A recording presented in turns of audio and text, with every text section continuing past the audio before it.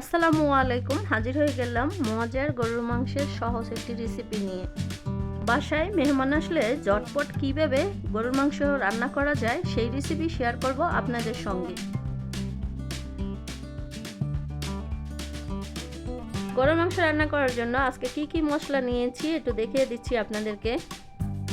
এখানে আমি তেজপাতা নিয়েছি 3টি আর 50 গ্রামের মতো শুকনো মরিচ নিয়ে নিয়েছি। আর এখানে বড় এলাচ নিয়েছি 2টি, কালো গোলমরিচ নিয়েছি আমি 5 গ্রামের মতো, সাদা গোলমরিচ নিয়েছি 5 গ্রামের মতো, জয়ফল নিয়েছি আমি 1টা থেকে 3 ভাগের 1 ভাগ, আর এখানে দারচিনি নিয়েছি 3 টুকরা, এলাচ নিয়েছি 8 টুকরা, লং নিয়েছি 8 পিস। আর সব মশলাগুলো একত্রে বেটে নিব। ধনিয়া নিয়েছি 20 গ্রামের মতো, এটা একটু ভিজিয়ে রেখেছিলাম। এবারে যে গরম মশলাগুলো ছিল সেই গরম মশলাগুলো আমি একটু পাটায় ছেঁচে নিয়েছি। আর তেজপাতাটা আমি একটু মাঝখান থেকে ছিঁড়ে দিব। গরুর মাংসটা আমি ধুয়ে পানিতে ঝরিয়ে নিয়েছি। আর এখানে আমি 2.5 কেজি গরুর মাংস নিয়েছি। এবারে 1 টেবিল চামচের মতো দিয়ে দিলাম হলুদের গুঁড়া আর স্বাদ মতো লবণ। আর 1 কাপ পরিমাণ দিয়েছি পেঁয়াজ কুচি। আর যে মশলাগুলো আমি প্রথমে আপনাদেরকে দেখিয়েছি সেগুলো আমি বেটে দিয়ে দিয়েছি। আর দিয়ে দিলাম 1 কাপ পরিমাণ মতো তেল। আর এখানে আমি 3টে বড় সাইজের টমেটো কেটে দিয়ে দিয়েছি। আপনারা চাইলে টমেটোর সসটাও দিতে পারেন, সেই ক্ষেত্রে গরুর মাংসের টেস্টটা বেশি পাবেন না, তবে টমেটোটা দিলেই গরুর মাংসের টেস্ট বেশি ভালো আসে। সব মশলা দেওয়ার পরে এইভাবে ভালো করে মাংসটা একটু মেখে নিতে হবে। মাংসটা আমি ভালো করে মাখানোর পরে চুলায় বসিয়ে দিলাম। এবারে আমি ঢাকনা দিয়ে 15 মিনিট পর্যন্ত জাল করে নিব। ফিরে আসলাম 15 মিনিট পর।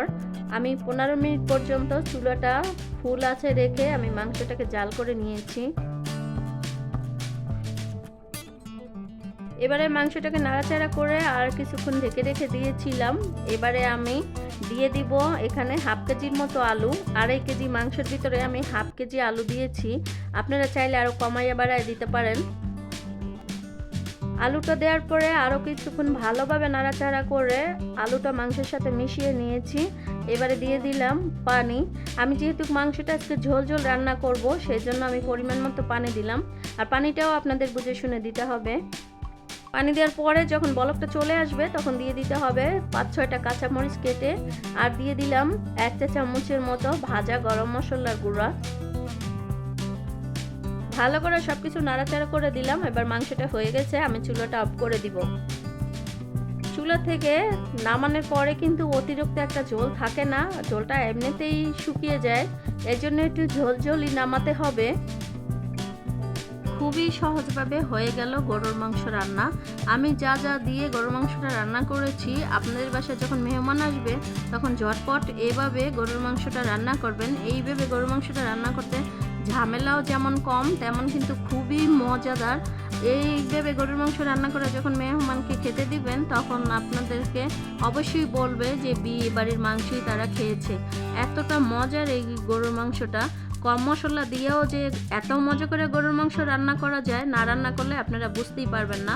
তবে আপনারা এইভাবে ট্রাই করবেন, এটা খুবই মজার একটি গরুর মাংস, খুবই সহজে রান্না করা হয়ে যায়। আমার ফ্যামিলির ভিতরে অনেক আত্মীয় স্বজন আছে, আমাকে বলে আপা আপনার গরুর মাংসটা এতটা মজার হয়, আমাদেরটা হয় না কেন? তো তাদের উদ্দেশ্যেই বলছি, আপনারাও এভাবে করে রান্না করবেন, দেখবেন আপনাদের মাংস অনেক মজা হয়েছে। আশা করি একটু হলেও আজকের গরুর মাংসের রেসিপি দেখে আপনাদের একটু হলেও উপকারে আসবে।